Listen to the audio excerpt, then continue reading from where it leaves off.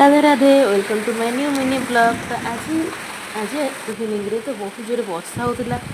तो मुझे भाविली कि एमती वर्षा पर जो चटपटा न खाइले तो निज प्रति गोटे अन्याय कला भाई लगे। से मुझे रेडी जाइली कि चटपटा बनवाई। तो आज मार्केट रू आनी किसी कखारू फूल पकुड़ी बनई भाई। स्नूटी मोर अब सुखी जाए क्या सका आना भल भाव क्लीन कर भल से तार पूरा पिलअप करदेली क्लीन करी तार प्रस्तुत आरंभ करदेली।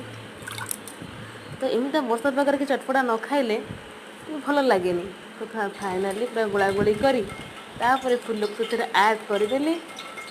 ये चलो मोर पकुड़ी छणा कार्यक्रम।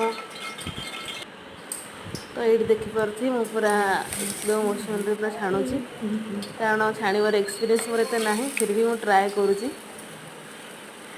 तो एमती हुए कि जीवन में आमको बहुत किसी शिखा पड़े समय सह जोटा कि आम आगुरी शिखी न था तो समय क्रमे आमको समय ही शिखे दिए। तो यहाँ भी गोटे भल हाबिट किसी नुआ शिखा दरकार।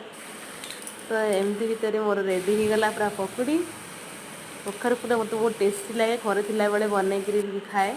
तो आज फास्ट टाइम मुझे बनाऊँगी रूम रे तो बहुत ही लगुच कि टेस्टी लगे। तो फाइनाली मोर पूरा कखारू फूल रेडी एबे टिके ट्राए करवा केमती होईची। तो सो टेस्टी तो होईची। आज एते सब परिश्रम करके झाड़